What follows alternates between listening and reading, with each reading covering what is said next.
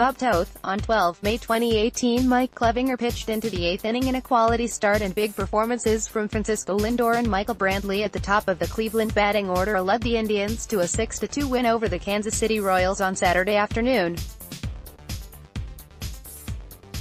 On Lindor's T-shirt day at Progressive Field, he gave the 10,000 fans to receive the giveaways and the other 14,500 in attendance a memorable performance as he supported a strong starting effort from Clevinger and got a little help from Brantley in the 2-hole in a much-needed win for the Tribe.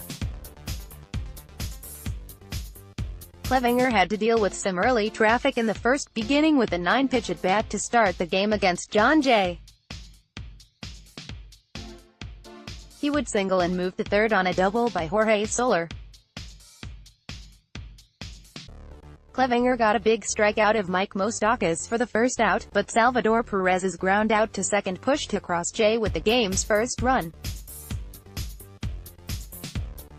Lucas Duda stranded Soler at third with a liner to center that was reeled in on a sliding catch by Greg Allen to end the inning.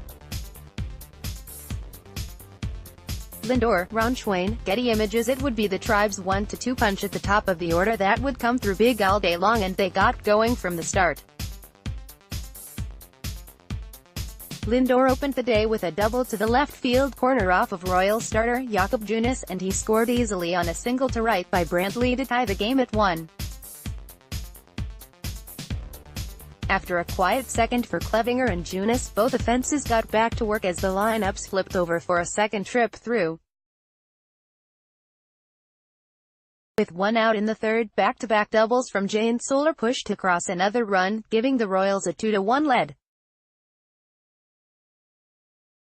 A line out from Moustakas turned into a double play as Clevinger was able to escape with no further harm. It would take just 2 batters for the Tribe to match the Royals' run.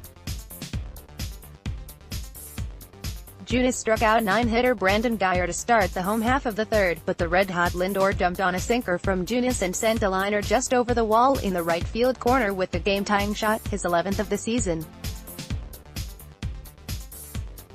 Junis retired 8 straight Indians hitters after the home run, striking out the side in order in the 5th. Clevinger gave up a 1-out single in the 4th and a leadoff single in the 6th, but neither runner was able to advance past second base. It was in the bottom of the 6th that the tides turned for the Tribe. Lindor led things off with his 3rd straight extra base hit in as many at-bats on the afternoon with a double to left center. A double to right from Brantley pushed Lindor across for the 3rd time to give the Indians a 3-2 lead. Brantley moved up to third on a flyout by Jose Ramirez for the first out, and a swinging strikeout by Edwin Encarnacion had the inning in jeopardy, but Yonder Alonso came through with a big 2-out single to right to plate another run. The Indians would load the bases on a walk by Jason Kipnis and an intentional pass to Yan Gomes before Allen grounded into a force at second against reliever Kevin McCarthy to squander a big inning.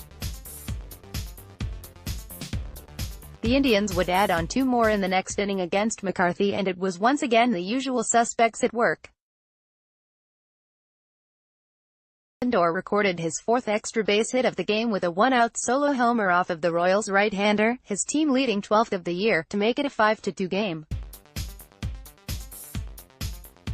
Brantley singled to left, and after a pop-out by Ramirez, he scored on a single to center by Encarnacion to make it a 4-run edge for the Tribe.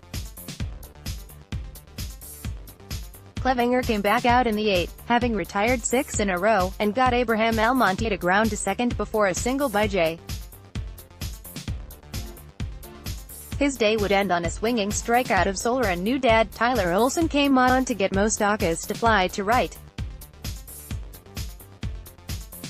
Cody Allen took care of the 9th, striking out a pair to end it.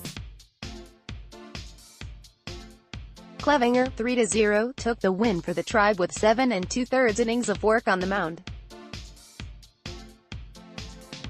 It was his first home win of the year and pushed the Indians back to the .500 mark at 19-19. Junis, 4-3, lost his 3rd decision of the season, hurt by the top of the Tribe's order. the Royals fell to 13-26 with the loss. Clevinger, Ron Schwain, Getty Images. More on Clevinger. Clevinger was able to work around some of the problems that he ran into on the afternoon, as he allowed 8 hits on the game, but he did something that he has not done this year by failing to walk a batter.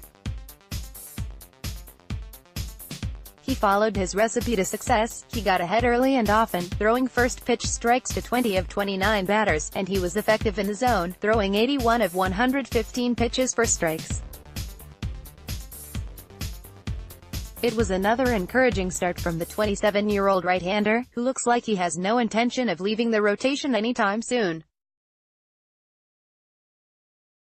Junis knocked out. Junis, the 25-year-old second-year right-hander, was making his second career start at Progressive Field and his third appearance overall against the Indians in his brief career.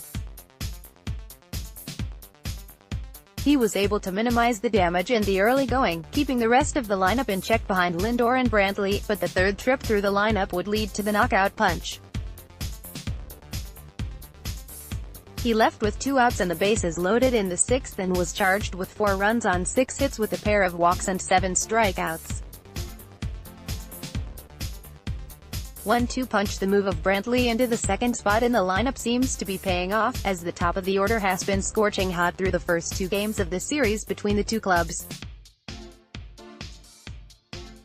The veteran left fielder's 3-for-4 day at the plate with 2 singles, a double, 2 runs scored, and 2 RBI, tying him with Lindor for the team lead with 24, was overshadowed by an even bigger effort by the Tribe's leadoff man.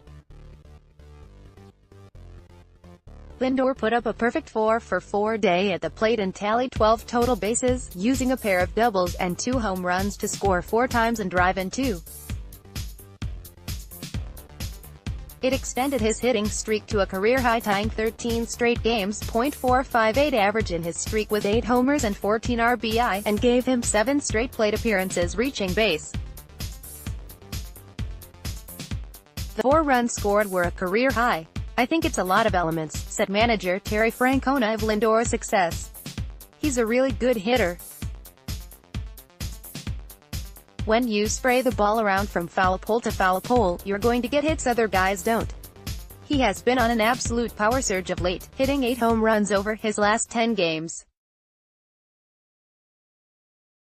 His 4 extra base hits in one game marked just the 4th such game by an Indians player during the Jacobs Progressive Field era. Kelly Shopik had 5 in 2008, and both Alice Burks in 2001 and Jody Garrett in 2004 had 4. Lindor also became the first leadoff hitter for the Indians to record 4 extra base hits in the same game since July 3, 1964, when Tito Francona had 3 doubles and a triple in a 2-1 win over the Chicago White Sox.